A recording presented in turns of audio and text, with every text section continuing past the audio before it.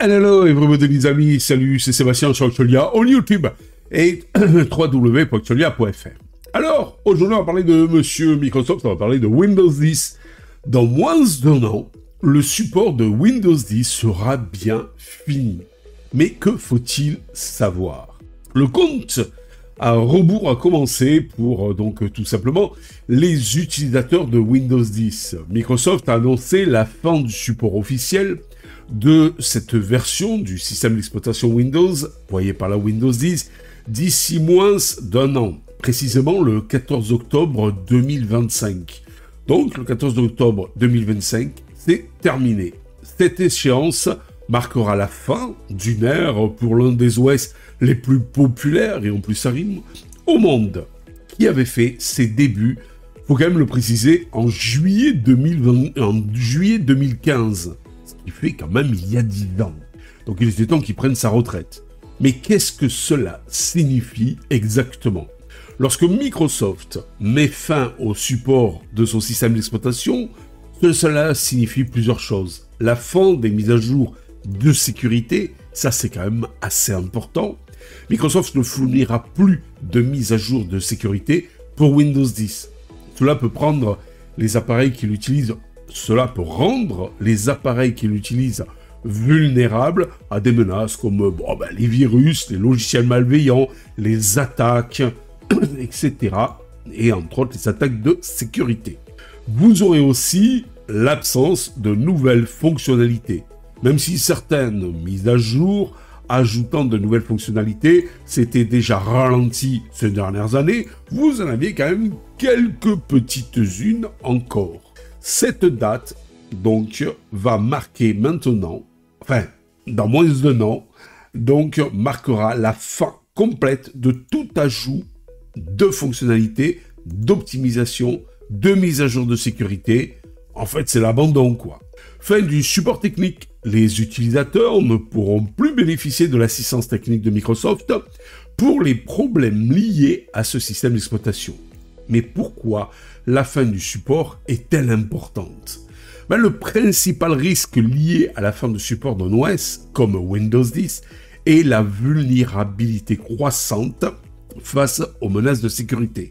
Les hackers, qui exploitent souvent les systèmes non mis à jour pour cibler leurs attaques, donc sont friands de ces fameux systèmes à l'abandon dont certains utilisateurs, versions de systèmes à l'abandon dont certains utilisateurs utilisent encore et donc se font hacker.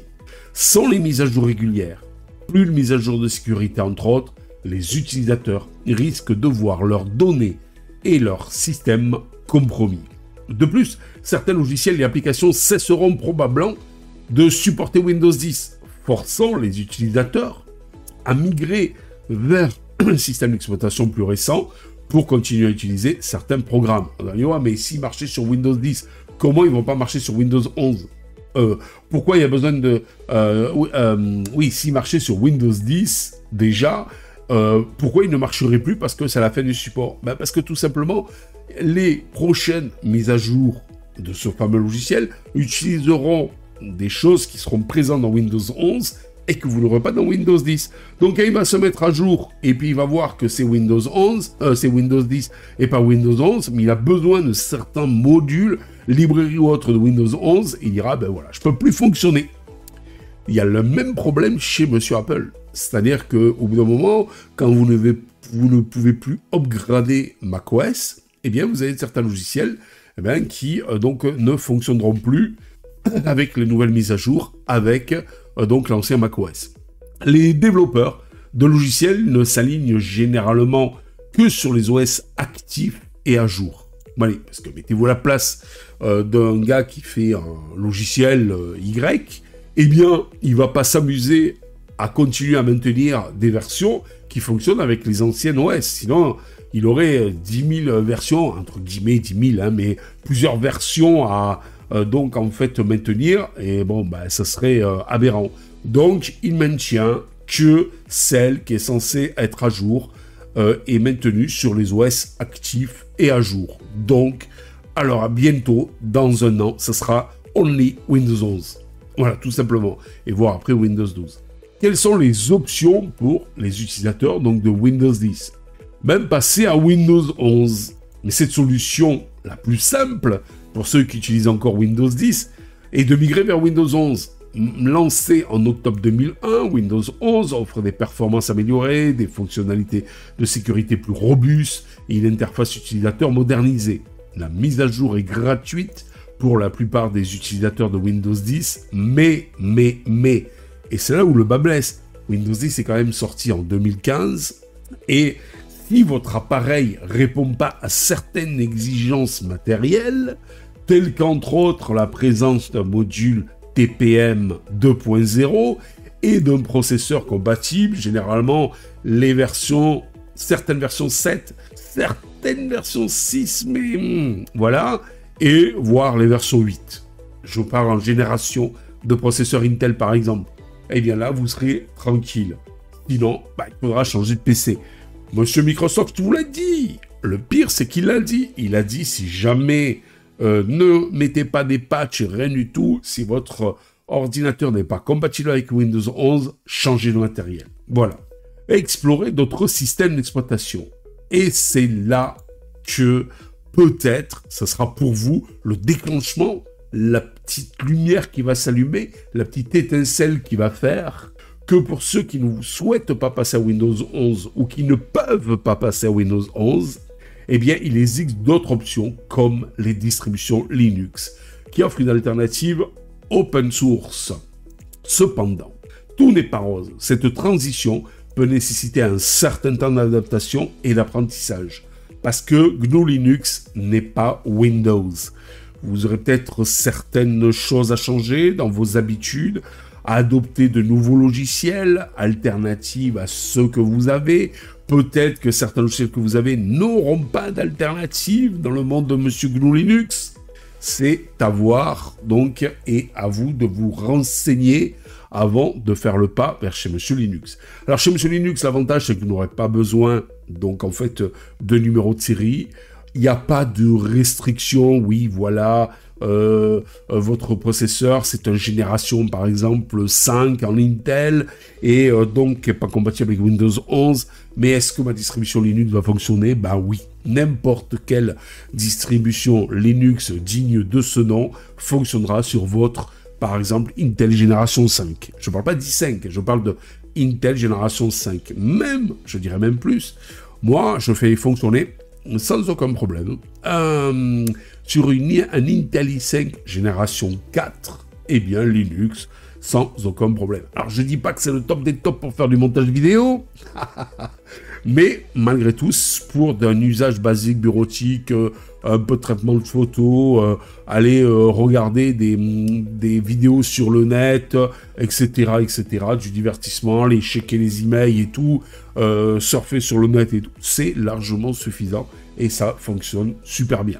Sinon, vous pourrez continuer d'utiliser Windows 10. Même après la fin du support, il est toujours possible de continuer à utiliser Windows 10. Cependant, comme je vous l'ai dit tout à l'heure, cela présente des risques significatifs en matière de sécurité. De plus, certains matériels et logiciels ne seront plus pris en charge. Oui, parce qu'il se peut qu'après, vous allez acheter, je ne sais pas moi, une nouvelle carte un peu spécifique et autres, et qu'elle soit compatible que pour Windows 11. Et alors là, vous allez vous dire, mince alors, et j'ai Windows 10, donc ça marche pas. Impact sur les entreprises et les professionnels. La fin du support de Windows 10 aura un impact particulièrement important sur les entreprises et les professionnels.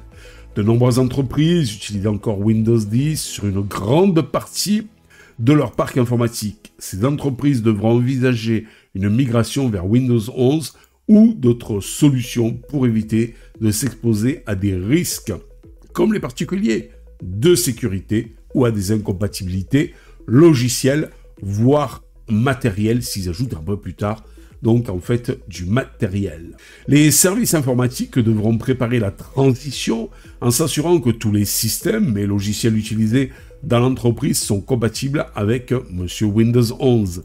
Voir si elle a pu ce TPM2 et que c'est au moins une génération 8 pour être tranquille de Intel pour pouvoir tourner. Ou envisager des alternatives Si des incompatibilités apparaissent, et pourquoi pas migrer vers Linux, qui est beaucoup plus stable et fiable. Pourquoi Windows 10 a-t-il eu un tel succès? Windows 10 s'est imposé comme l'un des systèmes d'exploitation les plus populaires de Microsoft, en grande partie grâce à son interface intuitive et sa stabilité. Oui, parce qu'à un moment donné, avec 8 et 8.1, Microsoft a voulu sortir un truc avec spécial fait pour plus ou moins les tablettes et pas pour les processeurs du bureau, sauf qu'il a été un petit peu en avance sur son temps. Et la plupart du temps, il n'y avait que des ordinateurs du bureau, très peu d'ordinateurs tactiles, et encore moins d'ordinateurs tablettes, ce qui a fait que ça a été une catastrophe, un fiasco. Tout le monde voulait retrouver son bon vieux menu traditionnel, et c'est là où Windows 10 est sorti. Ils ont esquissé, éclipsé plutôt le 9, et ils sont passés directement au 10, qui a été une petite révolution où tout le monde, on est revenu à ce qu'on connaissait, donc les utilisateurs sont revenus à ce qu'ils connaissaient et ils en ont profité pour améliorer la stabilité et autres, et ne pas essayer d'imposer un menu un peu bizarre. Ils en sont tellement arrivés qu'à même un moment donné, il y avait quand même dans le menu de Windows 10 des tuiles. Vous savez, ces fameuses tuiles que vous retrouvez sur Windows Phone. Eh bien, même ça, au bout d'un moment, quand ils ont abandonné Windows Phone, ils ont aussi abandonné les tuiles dans Windows 10. Ils sont repassés vraiment au menu qu'on connaissait sur Windows 7, par exemple. Windows 10 a su séduire les utilisateurs après le semi-échec de Windows 8, qui avait reçu des critiques énormes en raison de son interface radicalement différente, prévue pour les tablettes, mais pas des ordinateurs de bureau. C'est ce que je viens de vous dire juste à l'instant. De plus, Microsoft a su maintenir un flux constant de mises à jour et d'améliorations pour Windows 10 au fil des ans. N'oubliez pas qu'à un moment donné, il avait dit Windows 10 sera la dernière version et ce sera du rolling release, un petit peu comme Linux, avec par exemple Arch Linux, Manjaro, c'est plus proche de Manjaro, Windows 10, et où vous aviez des mises à jour majeures, après des petites mises à jour mineures, mais c'était constant, voilà, des mises à jour qui arrivaient. C'est pour ça que depuis 2015 jusqu'à 2023, je crois, eh bien, donc en fait, il n'y avait pas eu de nouvelle version. Mais après Microsoft, eh bien, donc il s'est dit, retour en arrière. Mais ça, c'est les champions du monde, Microsoft, pour ça. Et il s'est dit, allez hop, nouvelle version Windows 11. Boum! Voilà, et c'était fini, le système Rolling Relays. Alors, conclusion, un futur incertain pour les utilisateurs de Windows 10, le support de Windows 10 en 2025 marquera la fin d'une ère, mais aussi le début d'une nouvelle phase pour les utilisateurs de Microsoft. Bien que le passage à Windows 11 soit la voie la plus naturelle, pour de nombreux utilisateurs, la transition pourrait être un défi pour ceux dont le matériel n'est pas compatible. Ben oui, soit vous rachetez du nouveau matériel, les gars, et puis vous passez sur Windows 11 après 12, voilà, parce qu'il faut racheter du matériel quand même pas trop vieux. Je vous conseille de racheter vers du matériel récent neuf, ou alors, vous passez sur Linux. Ça aussi, c'est un autre défi. Parce que GNU Linux, lui, ne vous embêtera pas avec le fait que votre processeur est soi-disant obsolète.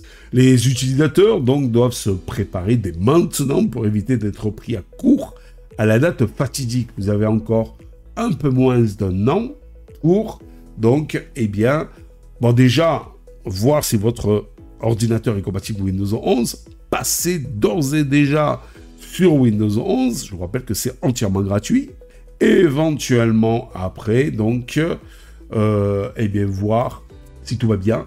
Faites donc une mise à jour anticipée vers un système plus récent qui garantira non seulement une meilleure sécurité, mais aussi une expérience utilisateur améliorée, et vous verrez si tout va bien. Voilà, si tout va bien, si vous avez un processeur, je dirais, de génération 10 ou plus ou supérieur, eh bien, vous pourrez passer sans aucun problème après sur Windows 12.